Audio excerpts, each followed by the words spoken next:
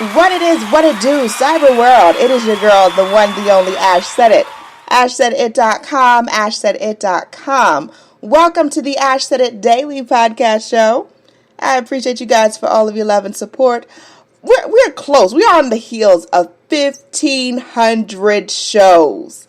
Insane. Absolutely insane. We're at like 1490 right now, I believe. And after this show, it should be 1491. So I am so pleased and honored and just up in the air. I'm on cloud 19 right now. I am chatting with today founder CEO of Sublime Doughnuts right here in the city of ATL, Kamal Grant. How you doing today, brother? I'm great. Thanks for having me. This is wonderful. Awesome. So, Kamal, where in the city are you today? Are you downtown somewhere? Well, I'm at the crib right now, so Okay. I'm chilling at the crib. Hey. A little more quiet. So that works. That works too. All right, Kamal. So, how does the story of Sublime start? I guess it starts with me in high school decided I wanted to be a baker. So I just really wanted to be a baker in high school. And I really like sweets and baked goods. So I didn't have money for college, so I went to the Navy, to learn, to get money for college and, get some experience in baking. So I baked in the Navy on the USS John Young. And then after that, I went to the Culinary Institute of America and learned baking and pastry arts there. Then went to the American Institute of Baking and learned some baking science there. And then after that, I got a job for Flowers Baking Company, and I was working for Flowers Baking Company out of Tucker, and they make Chick-fil-A buns, cobblestone meal bread, all that right there. So I was working for them for a couple of years, and then I just had the itch to do my own thing, and I wanted to create and make my own products, and people liked it. So I wrote a business plan for a donut shop, and called the little donut shop Felice on 10th Street. Yeah. And decided to give it a go. Awesome. And make donuts I like to see if everybody else likes it. So.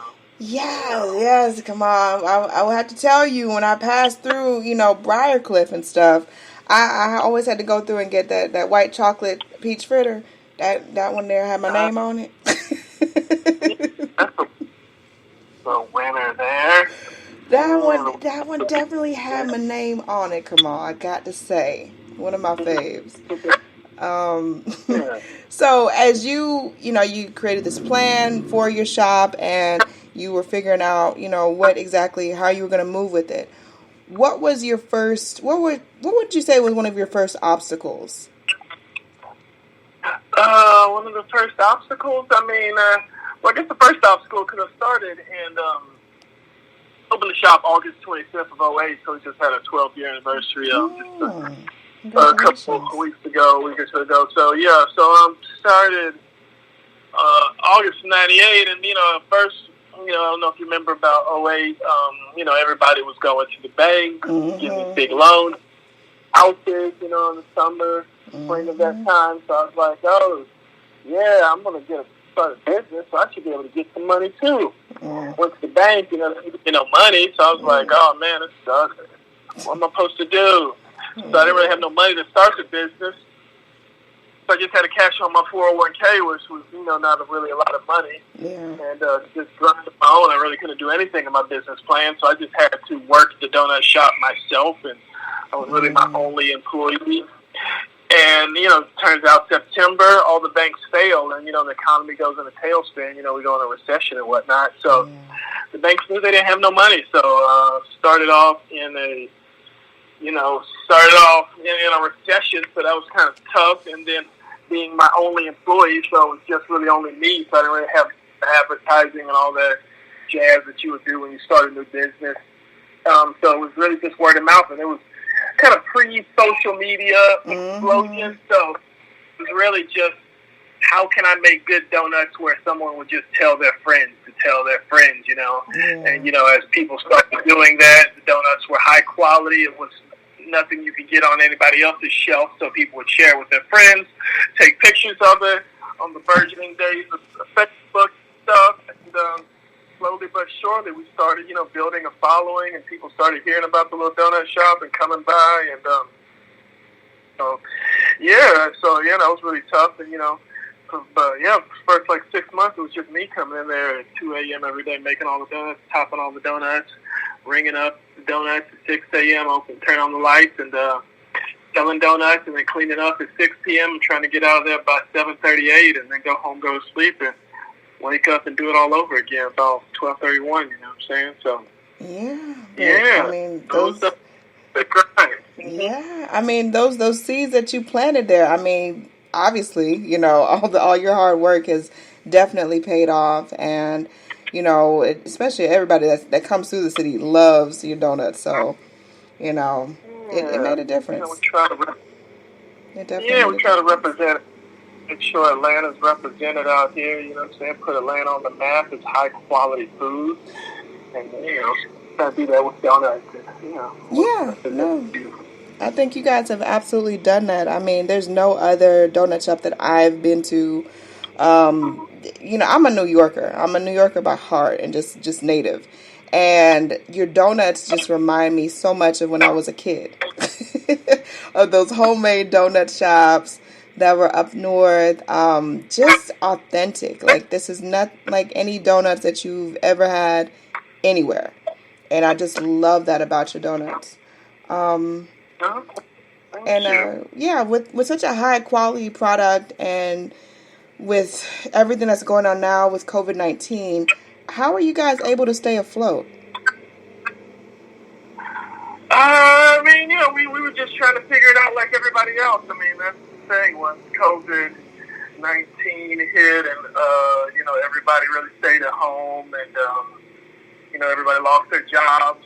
I think every industry was just trying to figure out, is this the new rules? Is this how people operate? What are we going to do? Yeah. So just had to look and see what are we doing? Do people want donuts in this new world? And we're just going to continue to make donuts and see if people like them, and see if we can stick around. And, we stayed open. And as we saw that, when tough times hit, and that's kind of what I found out when I first opened up during the recession. When tough times hit, people normally can't buy houses or new cars or stuff like that, but get small treats. So they'll go, buy cigarettes, get a beer, or get a sweet. And, we did that thing so people would treat themselves. People are hurting, but they still want to be happy, so they come buy a donut to go take to their friends and family. So we stayed open for that. And a lot of people were happy when they came down, like, oh my God, I'm so glad you're open, because we're bored at home, so we can take these donuts, a dozen donuts home for our friends and our family members, the kids at home, to cheer people up and stuff. So we went to that, and, as people started coming out and about, people wanted to be able to get delicious donuts, so we've always been around. Yeah. Now, are you guys still open 24/7? Yes, ma'am. Yes, I love that about you. Just because you be in the middle of the night, you're like, you know what? I need some sweetness in my life. I need a fritter. I need a bow tie. I don't know. I just want butter toffee. I just need some sweet in my life. So, rolling up on some wine at like 2 a.m. or something, I'm guilty. I'm guilty. I'm that person.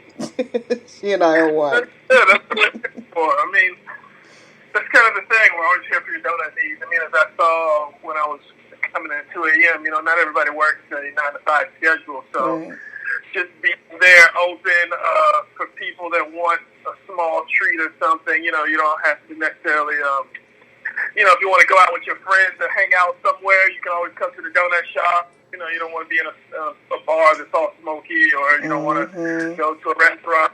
$20 a plate or something. You just come to the donut shop, pay $2, sit and talk with your friends all day. So that's what we want to get. You know what I'm saying? You guys continue to do that. I mean, just going in there, all of your workers are always so warm and welcoming. I mean, the smells, the aromas of the sugar just through the shop. I know I gained probably like a good 10, 15 just walking up in there, but it's certainly worth it.